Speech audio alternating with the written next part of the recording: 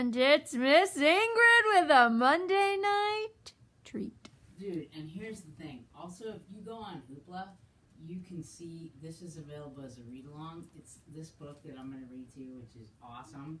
Thank You, Amu, by Ogi Mora, is just fantastic, and they make it into like this cool cartoon on Hoopla. So it's way cool. This is just so good. It's so good. Thank you, Amu. Love this book. Just discovered it. Miss Rebecca, you've loved it for a long time now. I like it, yes. And, I mean, it was a Caldecott honoree book. It was a John Steptoe winner. It was, what was the other? Coretta Scott King winner for illustrations. Dude, it's crazy. Well, she wrote it and illustrated it, too. On the corner of First Street and Long Street, on the very top floor, Amu was cooking a thick red stew in a big fat pot for a nice evening meal. She seasoned and stirred it and took a small taste. "What a delicious stew," Amu said. "Tonight's dinner will surely be the best I have ever had." With that, Amu put down her spoon and went to read a book before supper. As the thick red stew simmered on the stove, its scrumptious scent wafted out the window and out the door, down the hall, toward the street, around the block until... Gonk, gonk, gonk, gonk, gonk. Someone was at the door. When Amu opened it, she saw a little boy. "Little boy, what brings you to my home?" "I was playing with my race car down the street, the hall here, and I smelled the most delicious smell. What is it?" "Thick red stew." Stew," he sighed. "That sure sounds yummy." Amu thought for a moment. She was saving her stew for dinner, but she had made quite a bit. It wouldn't hurt to share. "Would you like some?"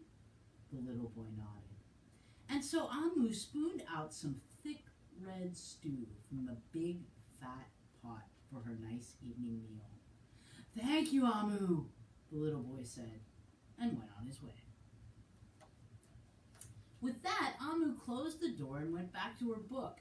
As she read, her thick red stew's scrumptious scent wafted out the window and out the door and down the hall, toward the street, around the block, until... Boom, boom, boom, boom. Someone was at the door. When Amu opened the door, this time she saw a police officer. "Miss Police Officer, what brings you to my home?" "I was on duty down the street, and I smelled the most delicious smell. What is it?" "It's thick red stew." "Ah, stew," she said, and her mouth watered. "That sounds mighty tasty." Amu thought for a moment. There was still enough to share. "Would you like some?" The police officer nodded. Once again, Amu poured out some thick red stew from the big fat pot for her nice evening meal. "Oh, thank you, Amu," the officer said, and went on her way. And so, for a second time, Amu closed the door and went back to her book, and sure enough, as she read, her thick red stew's scrumptious scent wafted out the window and out the door and down the hall toward the street and around the block until... Boom, boom, boom, boom! Again, someone was at Amu's door. And this time when she opened it, she saw a hot dog vendor. "Mr. Hot Dog Vendor, what brings you to my home?" "I was selling my hot dogs down a block when I smelled the most delicious smell. What is it?" "It's thick red stew." "Ah, stew!" The vendor licked his lips. "That sounds quite delectable." So Amu spooned out some thick red stew from the big fat pot for her nice evening meal. "Ah, thank you, Amu," the hot dog vendor said, and went on his way. Throughout the day, people from all across the neighborhood knocked on Amu's door. She fed a shop owner, a cab driver, a doctor, an actor, a lawyer, a dancer, a baker, an artist, a singer, an athlete, a bus driver, a construction worker. Even the mayor stopped by. And each time they knocked, Amu shared.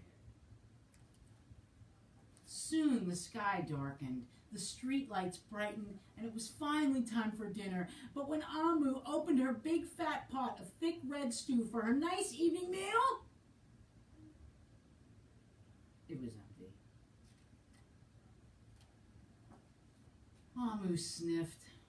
There goes the best dinner I ever had. Sorry and blue, she sat at the table with her empty pot until